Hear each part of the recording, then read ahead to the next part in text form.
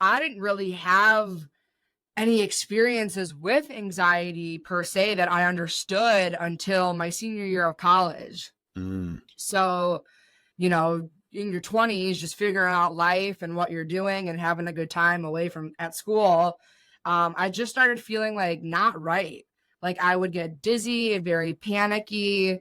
And I thought honestly that I had like a health condition where I was like, this is not like something's wrong, you know, and I ended up going to the doctor on my campus, which, you know, college campus is not like you're going to like the The best of cream the of the best. crop. Yeah.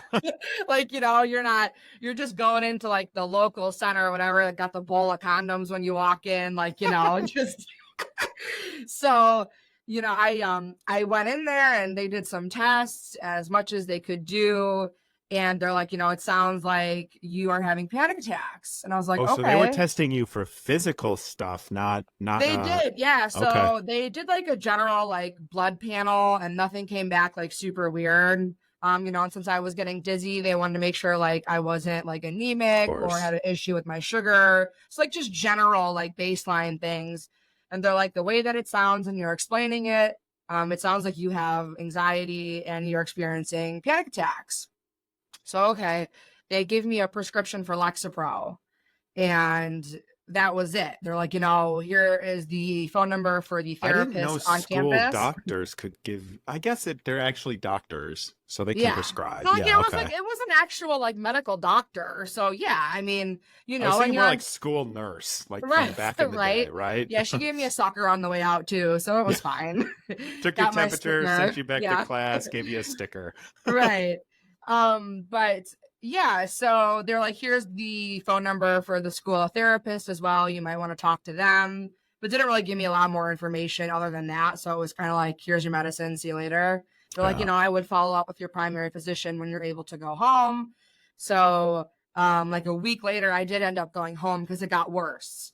Did They you see the gave school therapist at all, or were they I not? did like a handful of times. Okay. You know, she was like, "Oh, I think you're fine. Like it's general anxiety. Like you're in college. This is what happens." And I'm like, "Okay, like whatever. I guess I'm fine. Like as long as I'm Interesting. not dying, I'm good." Like, so I'm like, Two "All medical right, professionals telling me I'm fine. What? That right." must You be know, I'm in fine. college. I'm like, "All right." So I was like, "Can I drink taking this medicine?" Or you know, like that was my concern, They tell you no, but from right? experience, you can. But Maybe you shouldn't, but yeah, I ended up having I was allergic to Xanax actually.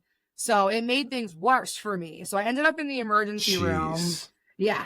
So having a panic attack, took Xanax to relax and excuse me, ended up in the emergency room. So I was there Jeez. one night like 2 o'clock in the morning, called my mom freaking out. I'm like, I'm dying, I'm having a heart attack, you know, the Oh, whole spiel when you get in that mindset.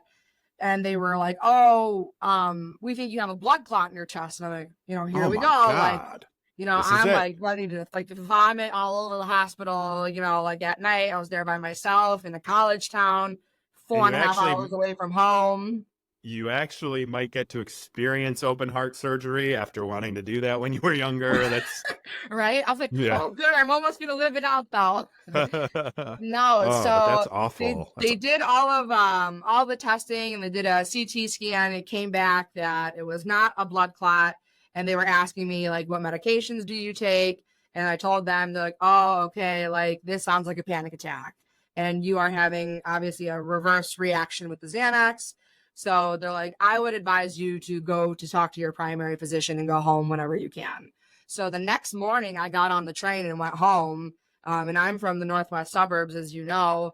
So I got on a 4.5 hour train, came home, and went to see my primary physician. And he basically said the same thing. It all checked out. It all sounded like anxiety. But what he had diagnosed was the panic disorder because he mm, wanted to know how the panic attacks were coming on, when they were coming on, how that looked like. that's what my So next question for you is going to be like, what was triggering these for you if you knew? yeah, we never really knew. And still till this day, you know, we kind of make a joke about it and I make a joke about it myself because if we don't laugh, like, what are we doing? That's always I like know. my idea of it. I just try to, I know it's a very sensitive topic and it's very meaningful, but I had to pick it myself a little bit, you know?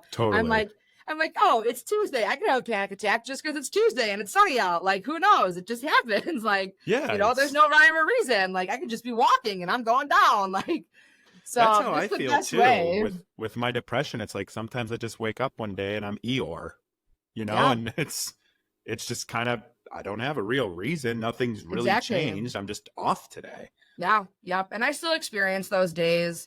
But that was a big thing for the doctor when I was explaining my situation, where he's like, okay. And he gave me some more information and like reading to do on it. And I was like, yeah, this is me. Like, where like you felt like the walls were closing in, I kind of would just space out, got very lightheaded, dizzy. So when I was regularly taking the Lexapro, I was good after a couple months. Yeah, it does take a few months. I was on Lexapro too It takes a few at one months, point. yeah. And then I couldn't take Xanax anymore, so they gave me Ativan for panic attacks, which was the I've best never of heard the of best. that. Oh, is it? Yeah. Okay. Yeah, it was, it was incredible. Honestly, like, it was great. It did exactly what it needed to do, and Good. things got better. I graduated, and I came home and I moved out, and life was okay. Life was good, and it was manageable. I knew that every couple of months I would have a panic attack, or I knew what to do, and like life just went on. Like, it wasn't a part of every day anymore. I wasn't worrying about it, and I got out of college, so all those stressors went away. But then life happened. I got married, I had a baby, got divorced. So I did the whole thing, and then COVID hit as soon as my son was born. Oh my And gosh. then it was a lot. And then my dad passed away 2 years ago. So in the past like 5 years, I've dealt with a lot, and it's funny, people that I tell my story to, they're like, you literally listed like the top 3 stressors that we can deal with besides like losing a job. I'm like, oh, don't even put that into the world, like the atmosphere right now. Cause they're like, you got divorced, you lost a parent, so I'm like, yeah, well, good batting average, I guess. So yeah, that's kind of what that's looked like for me. And recently, in November of last year, I just kind of hit a wall. I had my gallbladder removed, as I've told you before a little bit on my story or with my podcast, and then I got COVID the next day as I was recovering. So that was like a double FU. Forgot about that. Yeah, and it honestly put me into a spiral. It was not good for my mental health. I couldn't see my son. It was terrible. It really took away my routine, and I am such a routine person. And I think a lot of us who battle mental illnesses are, because we like what's familiar, we like what's safe, all those things that make us feel good, and taken care of. And I got that taken away from me when I had just had surgery when I needed it the most. And yeah, I came out of it and I called my physician. I'm like, I am not good. Like, we need to figure something out. I'm taking 2-3 Ativan and it's doing nothing. Jeez. So they gave me a different prescription for panic attacks, and then it kind of got a little bit better. But I was like, you know what? I think I need to talk to a psychiatrist, somebody who specializes in this and can help a little bit more. Like, obviously my primary physician is great, but just a little bit more in depth to understand what's going on and what I can do.